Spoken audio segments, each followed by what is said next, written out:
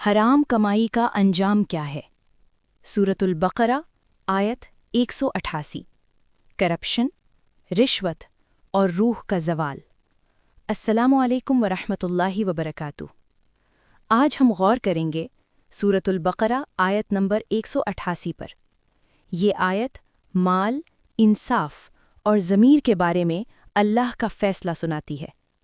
عربی آیت: وَلَا تَأْكُلُوا أَمْوَالَكُمْ بَيْنَكُمْ بِالْبَاطِلِ وَتُدْلُوا بِهَا إِلَى الْحُكَّامِ لِتَأْكُلُوا فَرِيقًا مِّنْ أَمْوَالِ النَّاسِ بِالْإِثْمِ وَأَنْتُمْ تَعْلَمُونَ۔ اردو ترجمہ: اور آپس میں ایک دوسرے کا مال ناحق نہ کھاؤ اور نہ اسے حکام تک پہنچاؤ تاکہ تم لوگوں کے مال کا کوئی حصہ گناہ کے ساتھ کھا جاؤ، حالانکہ تم جانتے ہو۔ اللہ فرماتے ہیں وَلَا تَأْكُلُوا أَمْوَالَكُمْ بَيْنَكُمْ بِالْبَاطِلِ۔ یہ نہیں فرمایا دوسروں کا مال نہ کھاؤ، فرمایا تمہارے مال، کیونکہ معاشرہ ایک جسم ہے۔ جب تم کسی کا حق کھاتے ہو تو دراصل پورے نظام کو کھوکھلا کرتے ہو۔ پھر فرمایا وَأَنْتُمْ تَعْلَمُونَ، حالانکہ تم جانتے ہو، یعنی اصل جرم لا علمی نہیں، ضمیر کا دبانا ہے۔ حرام مال صرف جیب کو نہیں بھرتا، یہ روح کو آلودہ کرتا ہے، دل کی روشنی کو کم کرتا ہے، دعا کی تاثیر کو روک دیتا ہے۔ رزق صرف رقم نہیں ہوتا، رزق میں برکت بھی شامل ہے، اور برکت وہاں نہیں آتی جہاں باطل ہو۔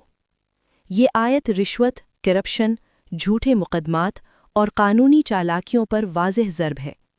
وَتُدْلُوا بِهَا إِلَى الْحُكَّامِ، یعنی مال کو حکام تک پہنچانا، قانون کو خریدنے کی کوشش۔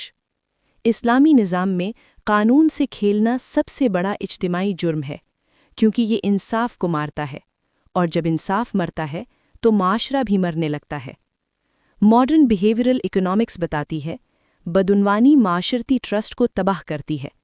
کرپٹ سوسائٹیز میں اینگزائٹی اور ڈپریشن زیادہ ہوتا ہے۔ ناجائز کمائی کوگنیٹو ڈیزوننس پیدا کرتی ہے۔ مسلسل جھوٹ اور فراڈ دماغ میں سٹریس ہارمونز بڑھاتے ہیں۔ نفسیات کہتی ہے جو انسان حرام کماتا ہے وہ اندر سے ہمیشہ عدم تحفظ کا شکار رہتا ہے۔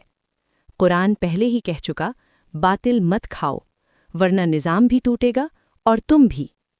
اصل پیغام: یہ آیت ہمیں 3 چیزیں سکھاتی ہے۔ مال امانت ہے، انصاف مقدس ہے، ضمیر زندہ رکھنا فرض ہے۔ تقویٰ صرف نماز نہیں، تقویٰ رزق کی پاکیزگی بھی ہے۔ اگر گھر میں حرام آئے گا تو سکون دروازے سے واپس چلا جائے گا۔ اختتامی دعا: اے اللہ، ہمیں حلال رزق عطا فرما، ہمیں ایسے مال سے بچا جو ہمارے ایمان کو کمزور کرے، ہمارے دلوں کو صاف رکھ، ہمارے ضمیر کو زندہ رکھ، اور ہمیں انصاف پر قائم رہنے کی توفیق عطا فرما۔